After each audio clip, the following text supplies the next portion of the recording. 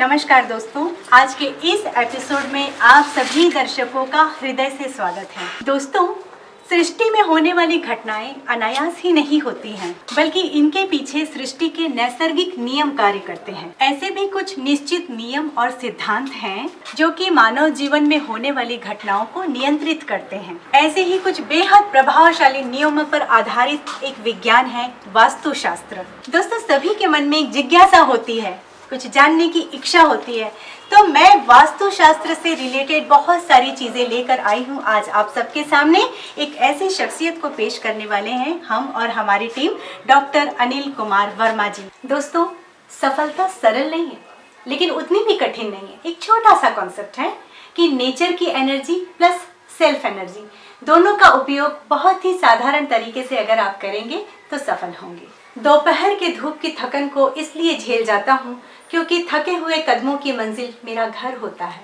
लेकिन दोस्तों, अगर सुकून घर पे भी ना मिले तो आप क्या करेंगे?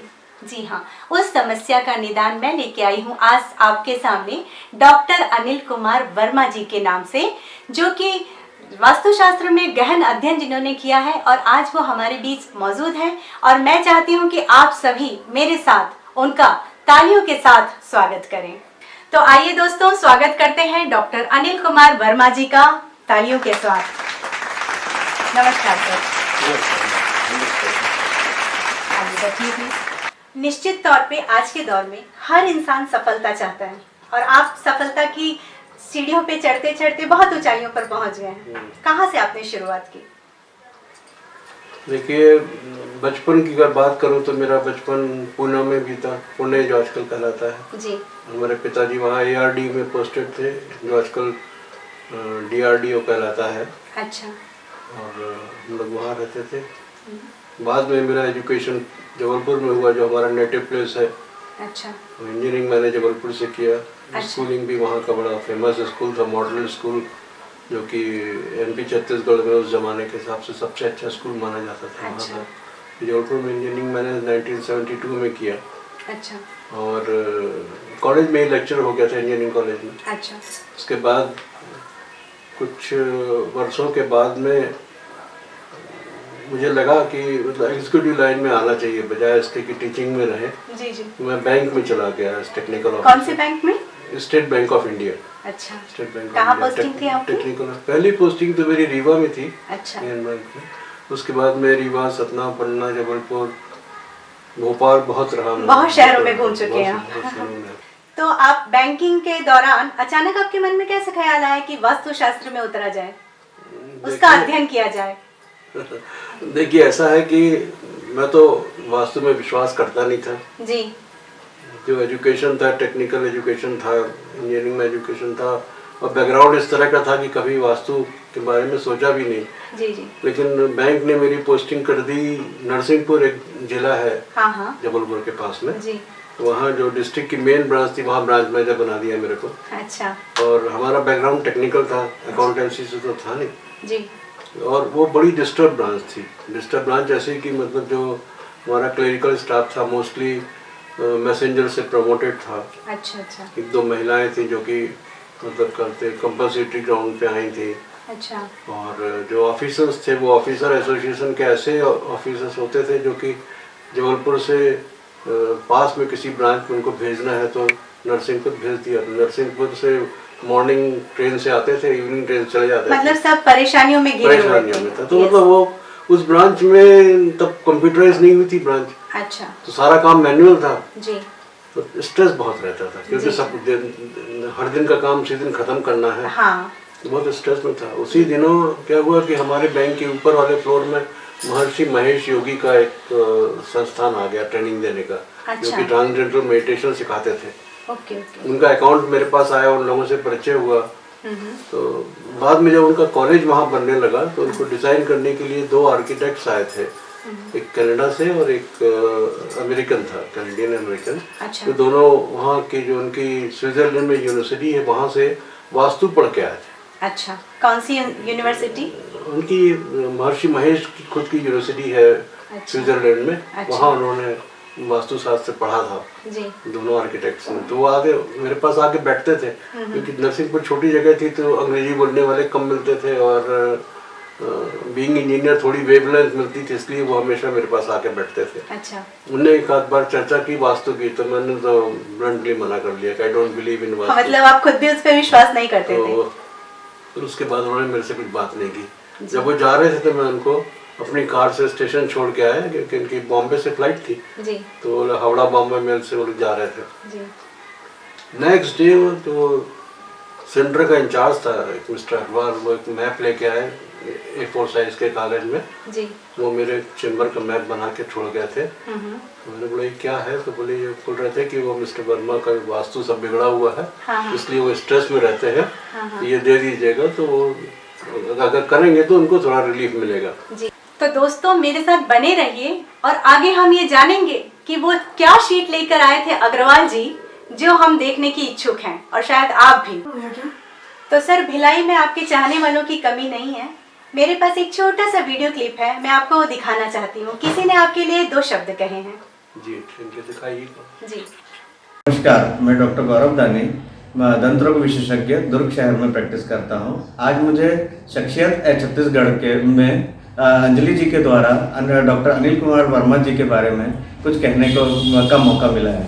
हालांकि उनके लिए कहना बहुत इतने छोटे समय के में बहुत कम होगा, बट मैं कोशिश करूंगा कि उनके बारे में जितना हो सके कम शब्दों में बोल सकूं।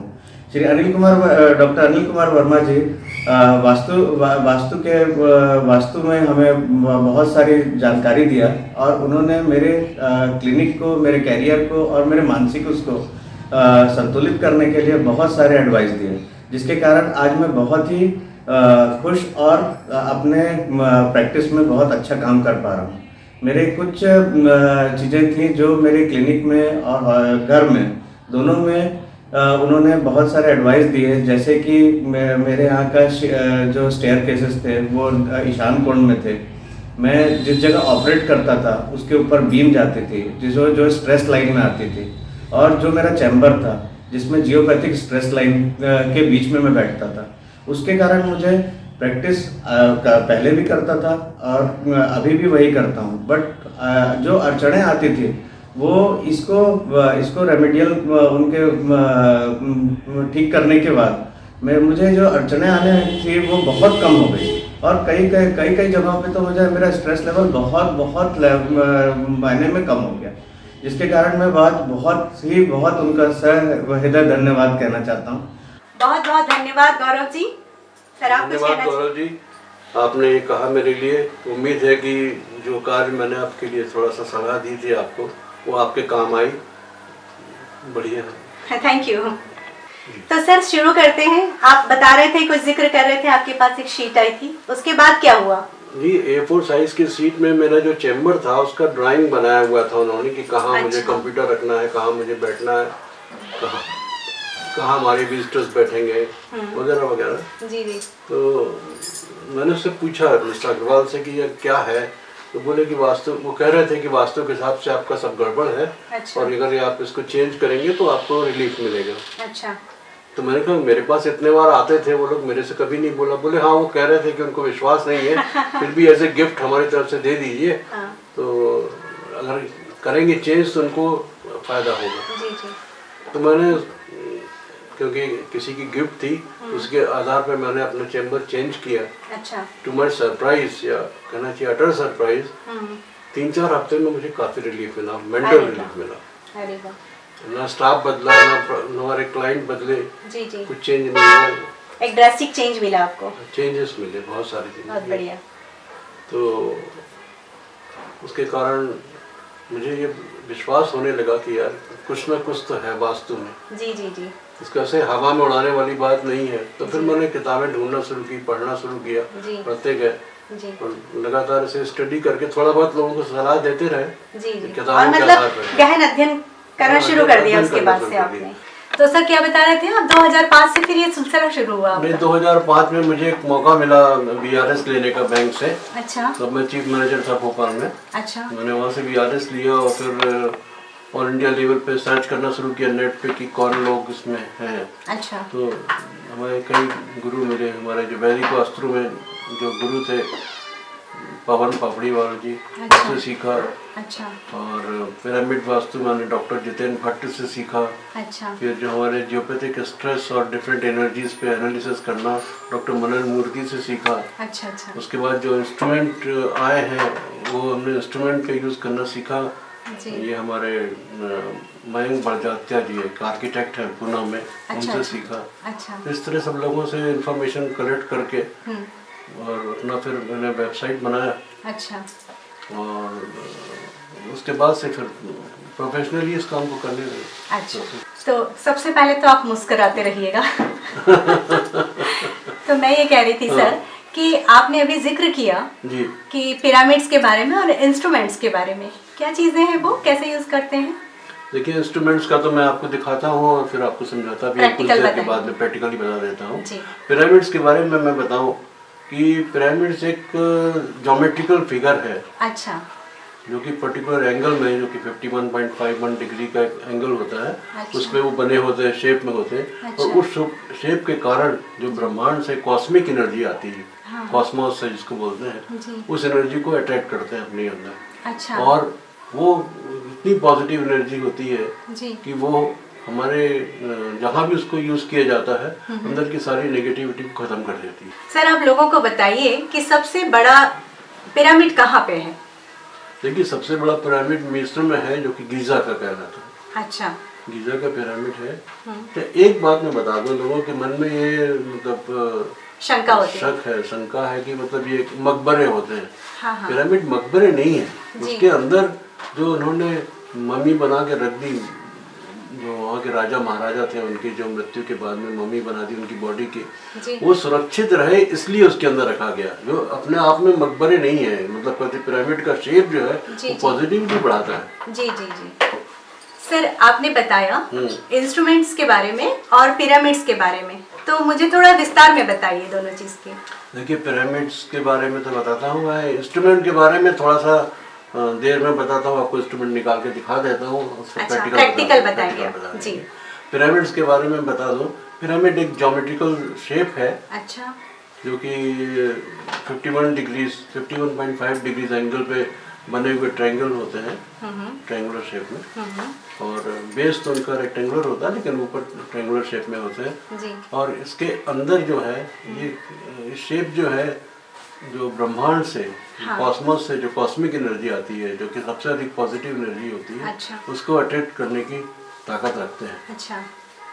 तो उसके कारण उसके अंदर की सारी नेगेटिविटी चली जाती है। चली जाती तो ये कहाँ पे हैं पिरामिड्स? पिरामिड मेनली मिस्र में है। अच्छा। और वैसे तो हमारे जितने भी मंदिर बनते हैं, हाँ। उनका जो गुम्बद होता है, हाँ। उसका बेसिक शेप पिरामिड ही है। अच्छा। उसका आधार पिरामिड ही है। भारत में है सर भारत में पिरामिड्स? जितने भी मंदिर आप देखोगे, जितने भी टेम्पल्स आप देखोगे, सभी में गुम्बद जो है, जी, जो वो बनता है, पिरामिड से उसका आधार जो है वो पिरामिड ही है। Okay okay. तो प्रश्न और उत्तर तो चलते ही रहेंगे। आइए एक और शख्स हैं जिनसे मैं आपकी भेंट करवाती हूँ, उन्होंने भी आपके लिए कुछ कहा है, प्लीज दिखाया जाए। नमस्कार, मेरा नाम है डॉक्टर अर्चना वर्मा। दुर्ग बस स्टैंड के सामने मेरा एक छोटा सा हॉस्पिटल है। जब हम इसका कंस्ट्रक्शन शुरू कर रहे थे, उस समय हमने आदरणीय डॉक्टर अनिल कुमार वर्मा जी का मार्गदर्शन लिया था। वो आए थे, उन्होंने अपना कीमती समय उस समय हमें दिया था।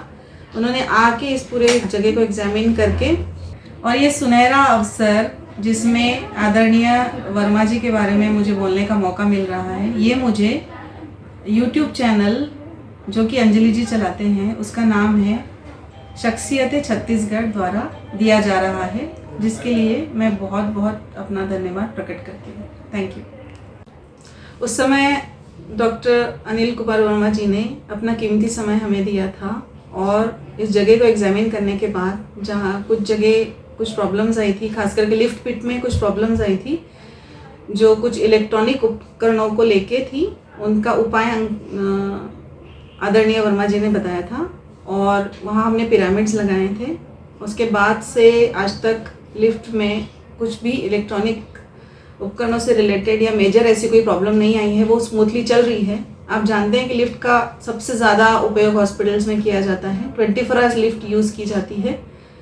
और भी अंकल ने कुछ कुछ उपाय बताए थे, वो हमने सब किए हैं, और उनके मार्गदर्शन से आज तक हमको किसी भी प्रकार की कोई प्रॉब्लम यहाँ नहीं आई है और उसके लिए मैं उनका जीवन भर आभार प्रकट करती रहूँगी। Thank you. अरे वाह अर्चना जी, धन्यवाद बहुत बहुत, आपने इतनी अच्छी अच्छी बातें मेरे बारे में कही। Thank you so much Archana ji. Sir मैं जानना चाहती हूँ कि वास्तुशास्त्र का ग्रहों से भी संबंध होता है क्या? देखिए, जो हमारी 8 दिशाएं हैं जी हर दिशा को, मतलब 4 मुख्य दिशाएं और 4 कोने जो हैं, जी उनको हर दिशा को एक ग्रह रिप्रेजेंट करता है। अच्छा और उसकी क्वालिटीज़ भी दिशाओं में आती है। जब हम लोग जब हम वास्तु में किसी चीज़ का अध्ययन करते हैं जी, जी। तो उसके आधार पे करते हैं। जैसे पूर्व में सूर्य दिशा है, जी पश्चिम में शनि है, जी उत्तर दिशा में बुध का स्थान माना जाता है जी और दक्षिण में मंगल ग्रह का स्थान माना जाता है। जी जी ईशान कोण में गुरु का स्थान मानते हैं। इसी तरह से बाकी तीनों दिशाओं के भी हैं। हर दिशा के अपने एक ग्रह का स्थान दिया गया है और उनकी क्वालिटीज़ के हिसाब से घरों, जो हमारे घर में एनर्जीज आती हैं, उनका अध्ययन किया जाता है। अच्छा अच्छा, बहुत बढ़िया सर। सर जब मेरे मित्रों को पता चला कि मैं आपसे मिलने वाली हूँ तो वास्तुशास्त्र को लेके लोगों के मन में बहुत सारी जिज्ञासाएं रहती हैं। तो मेरे एक मित्र हैं राम दुलारी ताम्रकार जी, उन्होंने एक प्रश्न पूछने को कहा है कि उनके घर में किचन, मंदिर, बोर सब कुछ वास्तु के अनुसार बना हुआ है, लेकिन उसके बावजूद भी सबकी तबीयत खराब रहती है, ऐसा क्यों? देखिए, वास्तु अकेला इफेक्ट नहीं करता। बहुत सारी चीज़ें हैं जो कि पृथ्वी में एक एनर्जी होती है, जैसे हम लोग कहते हैं जियोपैथिक स्ट्रेस। अच्छा, वो उसका इफेक्ट हो सकता है। जियोपैथिक स्ट्रेस जो है जी वो अर्थ की जो मैग्नेटिक फील्ड है जी वो नॉर्मली 7.83 हर्ट्ज यानी 7.83 साइकिल्स पर सेकंड पे वाइब्रेट करती है। ओके लेकिन देयर आर सर्टेन लोकेशंस यहाँ पर कि ये बिगड़ जाती है। जी बिगड़ जाती है जैसे कि उदाहरण के लिए आप देखें कि आपने देखा होगा आईसीयू में जब कोई पेशेंट रहता है तो जो मॉनिटर लगाते हैं हाँ हाँ तो मॉनिटर में जो वेव्स दिखती हैं आपको डिस्टर्ब वेव्स दिखती हैं। उसी तरह से ये अर्थ की मैग्नेटिक वेव्स भी डिस्टर्ब होती हैं जी और जब डिस्टर्ब होती हैं तो हमारे बॉडी न्यूरॉन्स को इफेक्ट करते हैं। ओके तो बॉडी न्यूरॉन्स के कारण ही हमारे बॉडी का इम्यून सिस्टम काम करता है। जी जो इम्यून सिस्टम काम करना बंद कर देता है जी तो यह कम हो जाता है इसका इफेक्ट, इम्यून सिस्टम ठीक से काम नहीं करता जी तो फिर आदमी बीमार पड़ने लगता है। जी। तो मोस्ट प्रोबेबली उनके घर में जियोपैथिक स्ट्रेस का प्रॉब्लम होगा। जी जी जी। तो मैं राम दुलारी जी से ये कहना चाहती हूँ कि अगर आप ये वीडियो देख रही हैं तो इसके डिस्क्रिप्शन बॉक्स में सर का नंबर लिखा हुआ है, आप इनसे डायरेक्टली भी बात कर सकती हैं, वो आपको सारी चीज़ें बता देंगे। सर एक और क्वेश्चन है, काशी देवी सिंह जी ने एक क्वेश्चन हमसे पूछा है कि वास्तु के हिसाब से घर मिलना मुश्किल है, लेकिन वास्तु दोष के निवारण के लिए कोई आसान सा तरीका आप उन्हें बता सकते हैं? देखिए, बहुत आसान तरीका तो ये मुश्किल ये है कि हर घर में अलग अलग तरह के डिफेक्ट्स होते हैं। जी जब तक कि स्टडी ना हो कि मतलब क्या प्रॉब्लम क्या है उस घर में, उसका कोई जनरल सोल्यूशन ऐसा नहीं है कि मतलब आप पूरा एक कुछ लगा दीजिए, यंत्र लगा दीजिए। लोग कहते जरूर हैं कि वास्तु निवारण के यंत्र बना दिए हैं लोगों ने, लेकिन वो ऐसा नहीं है। आपको इंडिविजुअली प्रॉब्लम्स के सॉल्व करके फिर करना पड़ेगा। अधिक से अधिक आप ये कर सकते हैं, घर के सेंटर में एक प्रोमिक्स पिरामिड लगा दीजिए चार्ज करके, अच्छा तो थोड़ा सा पॉजिटिविटी बढ़ जाएगी। जी जी लेकिन जब तक आप वास्तु दोष निवारण के लिए बड़ी पिरामिड से ठीक करें या कोई यंत्र लगा के ठीक करें, लेकिन सही मालूम होना चाहिए कि क्या गड़बड़ है, जी क्यों प्रॉब्लम है आपके घर वो में। वहाँ की परिस्थिति को वहाँ जाके देख के हर ही एक की परिस्थिति अलग होगी ना, एक जी, साथ जी। जनरल सॉल्यूशन तो नहीं हो सकता। सिर्फ मैंने बताया कि हाँ, प्रोमिस पिरामिड अगर आप सेंटर में लगाते हो तो पॉजिटिविटी बढ़ जाएगी आपके घर की, तो उसका फायदा ये एक जितना मिल समाधान है। जाएगा, एक समाधान नहीं हो सकता। जी मेरी एक मित्र है नीलिमा तिवारी जी, उन्होंने भी एक प्रश्न किया है कि घर को बिना तोड़ फोड़ के भी वास्तु किया जा सकता है क्या? नीलमा जी के लिए मेरा उत्तर ये है कि जैसे हम लोगों ने अभी पिरामिड के बारे में चर्चा की, जी क्योंकि पिरामिड कॉस्मिक एनर्जी को अट्रैक्ट करता है, तो उस एनर्जी का उपयोग करके बिना तोड़े फोड़े भी घर का वास्तु ठीक किया जा सकता है। जी वस्तुओं को इधर उधर रख के वास्तु ठीक किया जा सकता है, ऐसा बोल सकते हैं क्या? और थोड़ा कुछ हद तक कर सकते हैं। फॉर एग्जांपल जैसे अपने यहाँ का भिलाई का सूर्या मॉल है, जी जी उसका तो मैंने एक मीटर ही तोड़ा, जी जी एक भी दीवार नहीं तोड़ी, कोई दरवाजा नहीं तोड़ा। जी। उसके बाद भी वास्तु करेक्शंस किए पूरे पिरामिड से। तो जब आपने जिक्र किया है सूर्या मॉल का, तो आइए मैं आपको एक छोटी सी क्लिप दिखाती हूँ। किसी ने आपके लिए कुछ कहा है, दिखाया जाए प्लीज। आज अंजलि जी शख्सियत है छत्तीसगढ़ के द्वारा मुझे मौका मिला है इंजीनियर A.K. वर्मा जी के बारे में जानकारी हमको पता लगा कि पहले ऐसे क्वालिफाइड इंजीनियर हैं जो वास्तु का ज्ञान लोगों को देते हैं और उसमें बहुत लोगों को फ़ायदा मिलता है। तो हर चीज़ आज वास्तु से रिलेटेड है कि आप घर बनाएं, ऑफिस बनाएं, आपकी कोई अगर प्रॉब्लम चल रही है फाइनेंशियल या घर पे हेल्थ की प्रॉब्लम है, तो ये पूरी अच्छी तरह उसका लॉजिकली समझा के उसको कि वास्तु से इन प्रॉब्लमों का क्या संबंध है और क्या चीज़ आपको देखनी चाहिए इनको अवॉइड करने के लिए, वो बड़े अच्छे से समझा के ये करते हैं। और हम लोग ने इनको अपने सारे प्रोजेक्ट्स में इनको यूज़ करा है और स्पेशली घर हो गए, कमर्शियल इंस्टीट्यूट हो गई, मॉल हो गया, तो सब जगह इनकी हमने मदद ली है और हमको उसका लाभ ही मिला है। मनीष गुप्ता जी को हार्दिक धन्यवाद, आपने इतना मेरे बारे में सोचा और कहा। Thank you so much sir. Thank you sir, मेरे मन में और मेरे दर्शकों के मन में बहुत देर से एक उत्सुकता बनी हुई है। आपने थोड़ी देर पहले कहा था कि पिरामिड्स के बारे में तो मैं अभी बता दे रहा हूँ, लेकिन इंस्ट्रूमेंट्स के बारे में आपको थोड़ी देर के बाद में बताऊंगा। जी देखिए, इंस्ट्रूमेंट में जो मैं इस्तेमाल करता हूँ मेनली 3 तरह के इंस्ट्रूमेंट मैं यूज़ करता हूँ। जी। पहला जो सबसे ज़्यादा इस्तेमाल होता है वो यूनिवर्सल स्कैनर है। अच्छा ये सामने रखा है आपके। अच्छा। ये है, ये डॉक्टर मनन मूर्ति है सिकंदराबाद के, जी जो कि मेटलर्जिकल इंजीनियरिंग में PhD है। उन्होंने डिज़ाइन किया था, वो एटॉमिक साइंस डिपार्टमेंट के सीनियर साइंटिस्ट थे। अच्छा ये जिस चीज़ को फ्रीक्वेंसी मैच करना हो उसको इसमें रखते हैं बॉटल्स में, और फिर वो उसको ट्रेस कर पाता है, उस चीज़ को ट्रेस कर पाता है। अच्छा फॉर एग्जांपल मान लीजिए हम किसी व्यक्ति विशेष की कोई DNA इसमें डाल दें किसी भी चीज़ से, तो उसको ट्रेस करेगा। अच्छा। कोई वॉलंटियर को बुलाए 1 मिनट। जी, आप कुछ प्रैक्टिकल बताइए। तो बेटा अपने बाल तोड़ के उसके 2 टुकड़े करके इसमें रख दो। ठीक है, इसमें रखो, उसके अंदर रखो।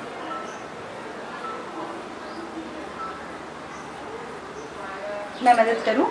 जी।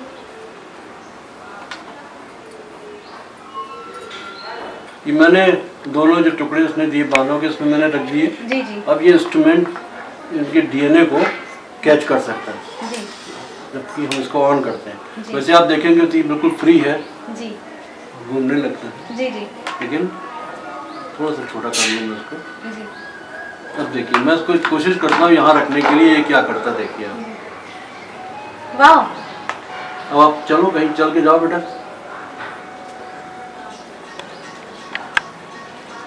अरे वाह, अरे फास्ट और तेजी से चलो।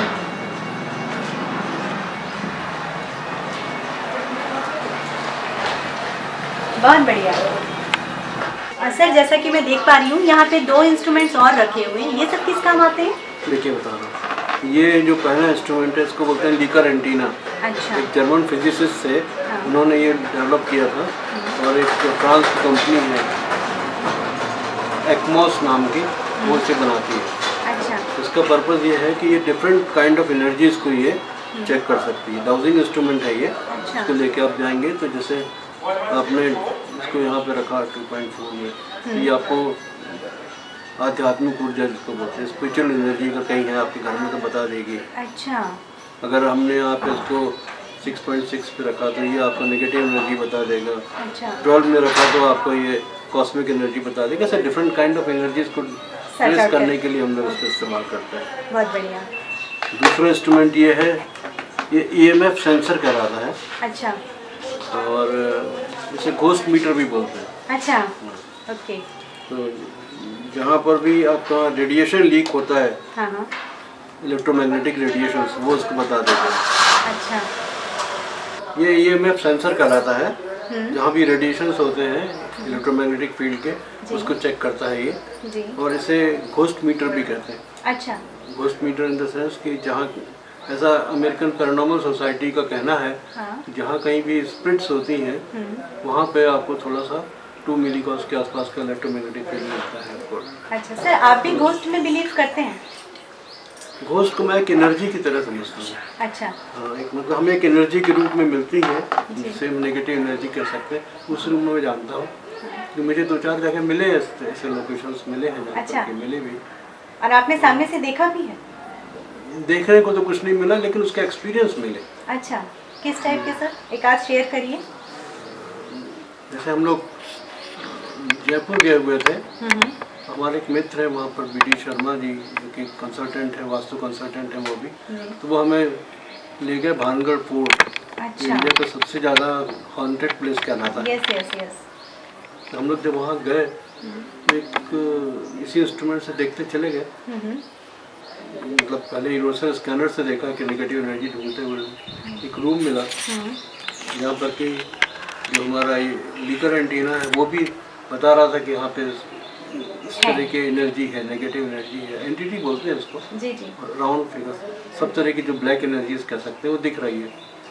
देखा, लेकिन उस समय दोपहर का 2 बज रहे होंगे, 1:30-2 बजे के आसपास का टाइम होगा। जी। तो ये घोस्ट मीटर बजर नहीं दे रहा था। अच्छा। मैंने कहा कि स्थान तो यही है, लेकिन अभी स्पिरिट की प्रेजेंस नहीं दिख रही है, क्योंकि इसका जो प्रोब है उसके एरिया में आसपास आना चाहिए, तब दिखाई पड़ता है। जी। और अमेरिकन पैरानॉर्मल सोसाइटी का कहना ये है कि ये स्पिरिट जो होती हैं, ये ईथर लाइक बॉडी होती है, दे कैन फ्लाई एनीवेयर। मतलब जैसा कि फिल्मों में दिखाते हैं अस्थि पिंजर का, वैसा नहीं। हाँ। फ्लाइंग बॉडीज होती है ईथर जैसे, कहीं भी उड़ सकती है। जी जी जी। तो ये हो सकता है, क्योंकि 40 फुट वो करीब 30-40 फुट ऊंचा वो था, कमरा था वो जी जी।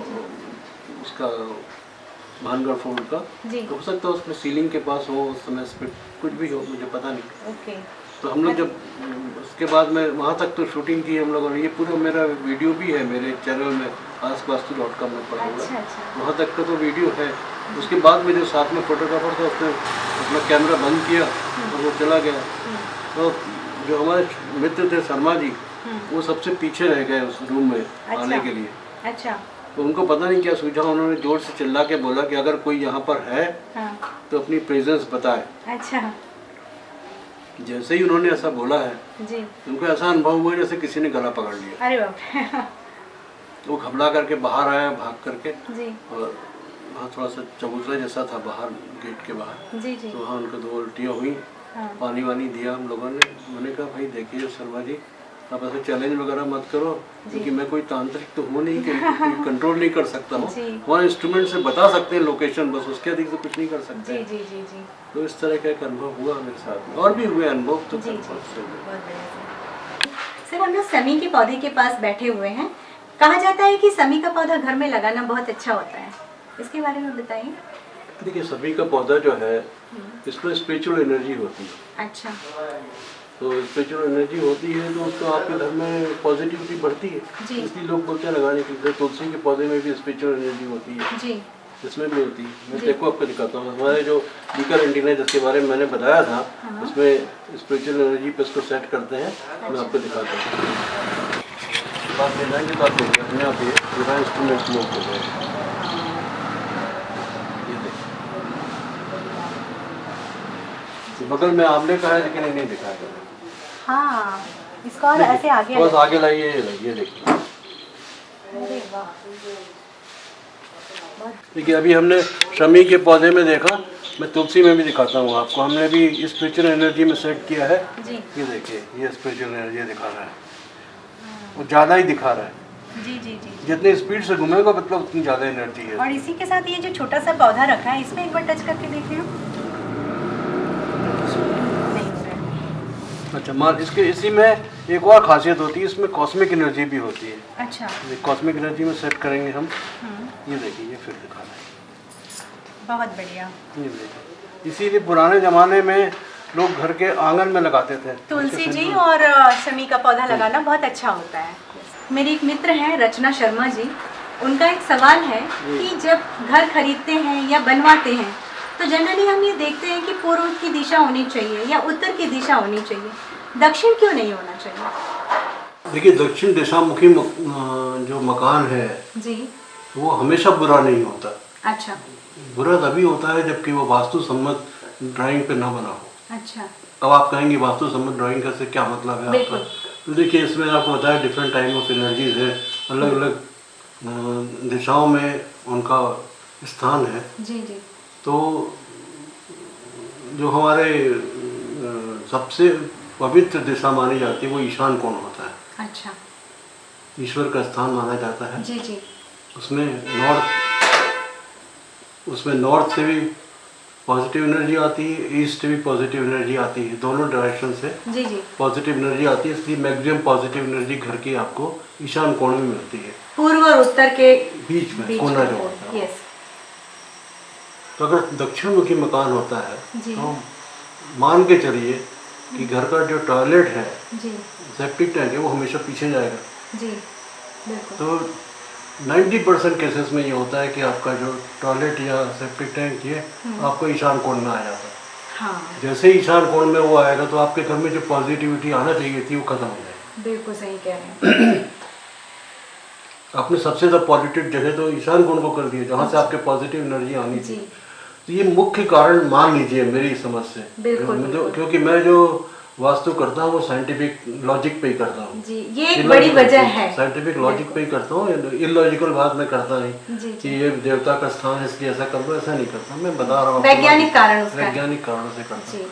तो दक्षिण मुखी घर होगा तो कोई भी आदमी घर के दरवाजे पे तो आपको वो बनाएगा नहीं, टॉयलेट जाके पीछे बनाएगा, बिल्कुल। पीछे बनाएगा इसलिए गड़बड़ हो जाती है। अच्छा। तो उस समय आपको बहुत केयरफुली आपको ड्राइंग बनाना चाहिए। अगर साउथ फेसिंग प्लॉट है आपका तो फिर आपकी एंट्री कहाँ होगी, खुला एरिया क्या होगा। देखिए खुला एरिया हमेशा नॉर्थ और ईस्ट में होना चाहिए कि आपके घर में पॉजिटिव एनर्जी है। आपका साउथ फेसिंग प्लॉट है तो आप साउथ में पूरा खुला छोड़ दोगे, नॉर्थ और ईस्ट पूरा पैक कर दोगे। हाँ। तो इस तरह की चीज़ें होती हैं जिसके कारण प्रॉब्लम खड़ी होती है। लेकिन यदि उसको वास्तुसम्मत ड्राइंग से बनाया जाए तो उसमें भी कोई मुश्किल नहीं है। मुश्किल नहीं है। तो जिनका घर दक्षिण दिशा में है, जिनके मुख्य द्वार दक्षिण दिशा में है, तो वो लोग भी परेशान ना हो कि उसका भी कुछ ना कुछ निजात निकल जाता है। निदान निकल सकता है। जी सर, बहुत सारी जगहों पे ऐसा होता है कि लोग एक रूम में ही रह रहे होते हैं, तो उसमें मंदिर की दिशा कैसी होनी चाहिए या टॉयलेट किस जगह पे होना चाहिए? देखिए एक रूम का हो या 4 रूम का हो, दिशाएं तो 8 रहेंगी जी। छोटी स्पेस और बड़ी स्पेस तो दिशा तो 8 रहेंगी उस जगह भी जी। तो जो आपका सबसे पॉजिटिव पॉइंट जो होगा, जैसे मैंने अभी आपको बताया ईशान कोण होता है जी। तो आपके उस कमरे के ईशान कोण में आपको अपना मंदिर बना लेना चाहिए। अच्छा। और जो आपका वायव्य कोण है, मतलब नॉर्थ और वेस्ट, अच्छा, उत्तर और पश्चिम के बीच का जो कोना है उस तरफ आपका टॉयलेट होना चाहिए। अच्छा। साउथ और ईस्ट के बीच का जो कोना है उधर आपका किचनेट होना चाहिए। आपका स्टोव रखिए, गैस रखिए, टेबल रख के गैस रखिए, कुछ भी करना हो आपको तो खाना वगैरह वहाँ बनाना चाहिए। यहाँ हीट वाला आइटम है वो आग्नेय कोण में आना चाहिए। अग्नि से संबंधित चीज़ें हैं। इस तरह से आपको एक कमरे में भी व्यवस्थित कर मैनेज किया जा सकता है पूरा कुछ। यस। हमारे देश के नौनिहाल छोटे बच्चे हमारे देश का भविष्य है, पढ़ने बैठते हैं तो कई बार ऐसा होता है कि उनका पढ़ाई में मन नहीं लगता है, उनके लिए आप कोई टिप्स देना चाहेंगे? देखिए कुछ जैसा कि हमने बात करी दिशाओं की, पूर्व और उत्तर, ये 2 दिशाएं जहाँ से कि पॉजिटिव एनर्जी मिलती है जी। तो जब भी आप उनके टेबल लगाएं पढ़ने की तो इस दिशा में लगाएं कि चाहे तो उनका फेस उत्तर की तरफ हो या पूर्व की तरफ हो। अच्छा। दोनों दिशाओं में रख सकते हैं जी। दक्षिण और पश्चिम को अवॉइड करना चाहिए। अच्छा। दूसरा, कभी भी उनको बीम के नीचे उनका पढ़ने का स्थान ना बनाएं। अच्छा। बीम जो है सिंपली सपोर्टेड बीम होती है और वो ग्रेविटेशनल फोर्स से नीचे पृथ्वी उसको खींचती रहती है वेट को, और वेट पूरा ऊपर रहता है जी। वेट बेरिंग जो बीम होती हैं उनका असर हमेशा हमारे उसकी जो नेगेटिव एनर्जी है वो हमारे सर के ऊपर आती है अगर आप उसके नीचे बैठ के पढ़ रहे हैं। ऑफिस में भी आप अगर बैठेंगे बीम के नीचे तो आपको उसका अनुभव होगा, स्ट्रेस आपको होगा, बच्चे वहाँ नहीं पढ़ पाएंगे। इसी तरह से जो कोई स्पेस किसी घर में क्या होता है कि सीढ़ियों के नीचे स्पेस होती है। हाँ। सीढ़ियों के नीचे पढ़ने का स्थान है, ऐसे स्थान को अवॉइड करिए तो काफ़ी हद तक उनको मिल सकता है। फिर फैंग शुई के कुछ आइटम्स होते हैं लोग रखते हैं। अच्छा। कैसे, जैसे कौन कौन से आइटम्स होते हैं? जैसे एजुकेशनल टावर लोग रखते हैं। अच्छा। उससे फर्क पड़ता है रखने से। जी। कमरे में बोलते हैं सरस्वती जी की फ़ोटो रखिए तो फ़ायदा होता है। इस तरह की चीज़ें जिससे उनका ध्यान ना भटके, वो उस तरह की जो चीज़ें आपकी टीवी वगैरह है उस कमरे में ना रखें, म्यूजिक सिस्टम ना रखें। अच्छा, जो ध्यान बटाने वाले आइटम है वो ना रखें, जो कंसंट्रेट करने वाली चीज़ें हैं ध्यान वैसी चीज़ें वो रखें। रखें, तो उसका फ़ायदा होगा। जी ठीक है। तो सर अभी आपने हमें बात की पढ़ाई की, स्कूल की, कॉलेज की, तो मैं आपको एक छोटी सी क्लिप दिखाना चाहती हूँ। भिलाई के बहुत ही मशहूर कॉलेज के 2 शख्स आपसे कुछ कहना चाहते हैं, देखिएगा प्लीज़।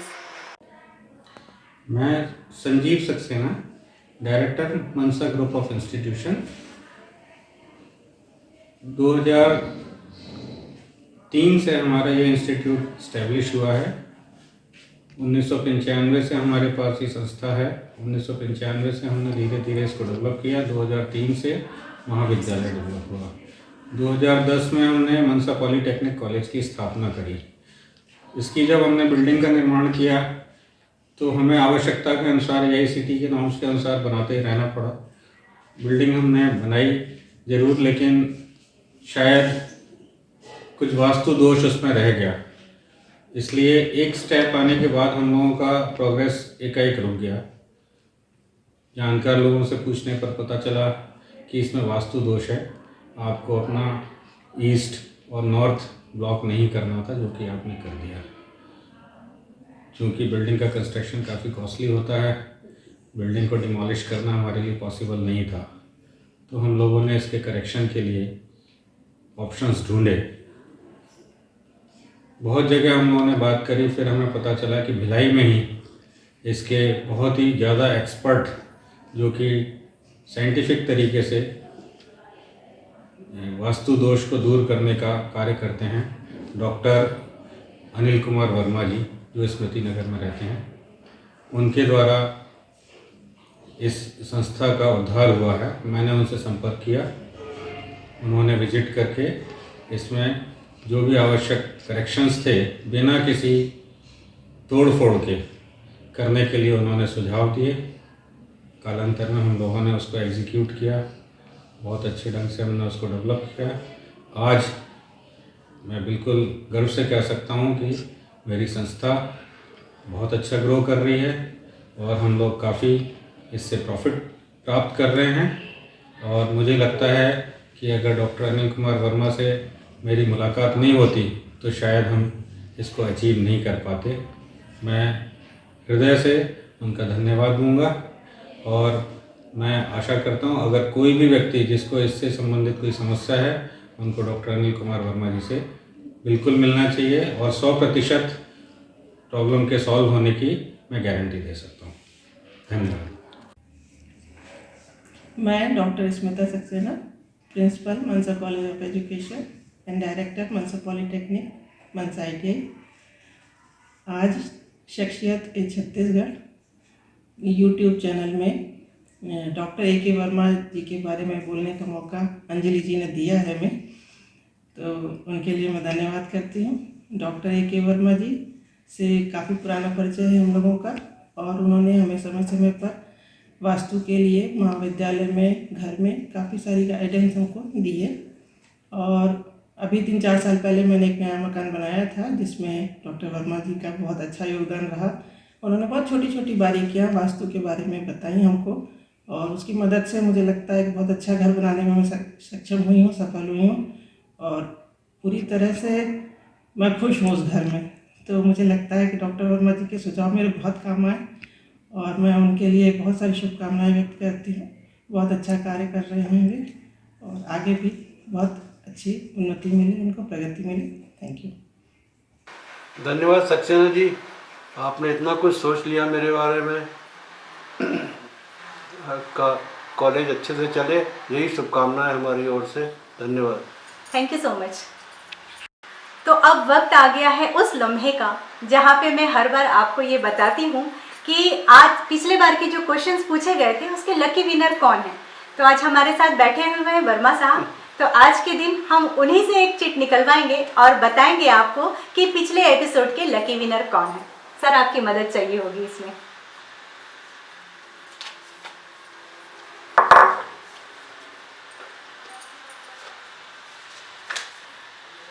मधुरिमा रे। अरे वाह, बहुत बहुत बधाइयाँ मधुरिमा जी, आप विनर बन चुकी हैं। हार्दिक बधाई मधुरिमा जी, और उज्जवल भविष्य के लिए बहुत बहुत शुभकामनाएं मेरी ओर से। तो अब सिलसिला शुरू करते हैं झटपट प्रश्न के चटपट आंसर्स का। जी, जी, मैं कुछ क्वेश्चंस आपसे पूछूंगी, उसके चटपट आंसर्स देने होंगे आपको। ओके जी। बोलिए। गीत संगीत में रुचि रखते हैं आप? जी रखता हूँ। किस तरह के गाने? मैं सेमी क्लासिकल पसंद करता हूँ, फिल्मों के, मेनली 60s के जो गाने हैं। अच्छा, आपकी फेवरेट गायिका कौन है? लता मंगेशकर। अरे वाह, तो सबके हृदय को छूती हैं। और आप मूवीज देखना पसंद करते हैं? देखना पसंद करता हूँ, हाँ। किस तरह की मूवीज? फेवरेट मूवी बता दीजिए। मैं सोशल पसंद करता हूँ, कॉमेडी भी पसंद करता हूँ, जी। है ना। और आजकल की जैसे आपके अवतार टाइप की मूवीज आ रही, टेक्निकली जो बहुत जी, जी। एडवांस है, वो भी अच्छी लगती अरे है। वाह, क्या बात है। और आपकी फेवरेट मूवी अवतार के अलावा? गाइड। गाइड, ठीक है। और कौन से कलाकार आपको सबसे ज्यादा पसंद है? देवानंद। देवानंद जी। और अदाकारा? अदाकारा तो फिल्म में बहुत है, लेकिन मेरी जो हीरोइन है कृष्णा जी, हमारी पत्नी है, वही। वाह, क्या बात है। बहुत बढ़िया सर, थैंक यू। तो सर, मेरे पास आपके लिए एक सरप्राइज है। अभी आप जिक्र कर रहे थे अपनी फेवरेट एक्ट्रेस का, तो आपके लिए आपकी फेवरेट एक्ट्रेस आपके सामने मौजूद है। वेलकम। आइए मैम। आ जाओ, बैठो। बैठिए।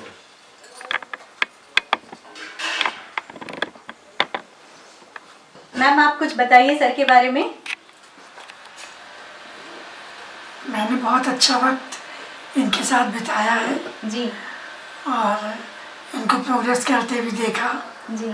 बहुत। जी, मतलब इनके सफलता के सफर में पूरे समय आप जी। साथ रही। सर, आप कुछ बोलिए मैम के लिए। तो इनका तो सपोर्ट रहा ही हर चीज में। जी, बिना इनके सपोर्ट के तो आगे बढ़ ही नहीं सकते, बिल्कुल। है ना। इसीलिए आपकी फेवरेट एक्ट्रेस है। Favourite actress. थोड़ी देर पहले हमने सर से पूछा था, तो उन्होंने कहा कि आप ही हमारे लिए सबसे खास हैं। Thank you so much ma'am, आपको आने के लिए बहुत बहुत शुक्रिया। हाँ सर, अंत में मेरा आपसे एक प्रश्न है कि आपने कौन कौन से प्रोजेक्ट्स में काम किए हैं, उसके बारे में थोड़ा सा विस्तार में बताइए। कौन कौन से प्रोजेक्ट, तो बहुत लंबी लिस्ट है कि कम जी। से कम 3500 प्रोजेक्ट्स में अब तक कर चुका हूँ। अच्छा। लेकिन टाइप ऑफ प्रोजेक्ट्स मैं बता सकता हूँ। जी बिल्कुल, बताएं। मैंने ऐसे इंडस्ट्रीज की तो सीमेंट की, स्टील की, और सॉफ्टवेयर इंडस्ट्रीज भी की, जी। टेक्सटाइल किया, जी। सॉल्वेंट एक्सट्रूजन प्लांट्स किए, जी।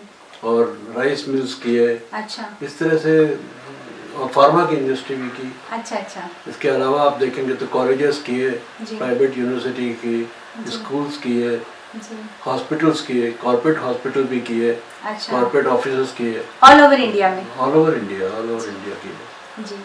मैंने एक इसी टॉपिक पे पुस्तक भी लिखी थी। अच्छा। उसका नाम था विजयी चुनावी वास्तु। अच्छा। लेकिन उसकी थीम थी how to win election with the help of vastu.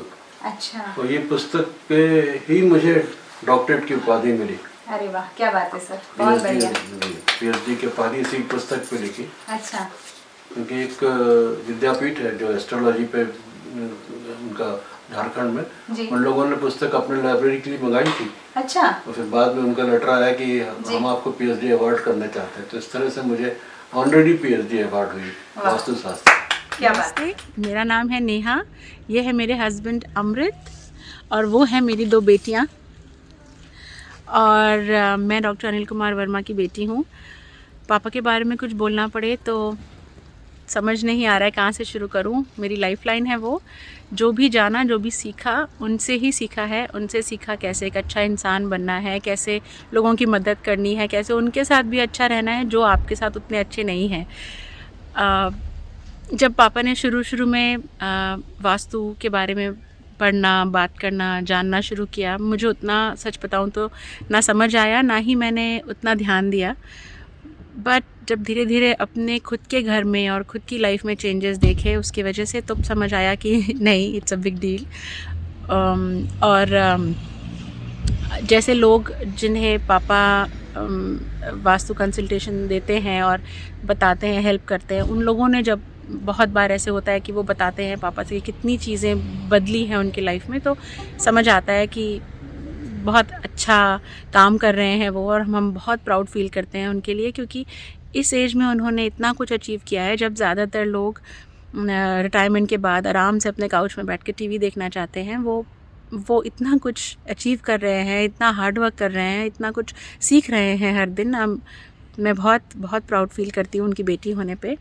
और हम अभी नेदरलैंड्स में रहते हैं, मगर जब और भी जिन भी कंट्रीज़ में हम रहे, जो वो स्विट्ज़रलैंड हो, कनाडा, सिंगापुर, पोलैंड, कहीं भी हमने कभी भी सोचा भी नहीं कि बिना वास्तु चेक किए हम, या बिना उनको कंसल्ट किए, बिना उनसे पूछे हर एक चीज़ हम कभी घर लेने के बारे में सोच भी नहीं सकते, क्योंकि हमें मालूम है कि कितनी डिफरेंस लाती हैं ये चीज़ें। तो बस बहुत खुश हैं कि हमारे साथ उनका आशीर्वाद है, वो हमारे साथ हैं, हमको मदद करते हैं, सपोर्ट करते हैं हर जगह। और बहुत प्राउड फील करती हूँ हर दिन उनकी बेटी होने पे। Thank you.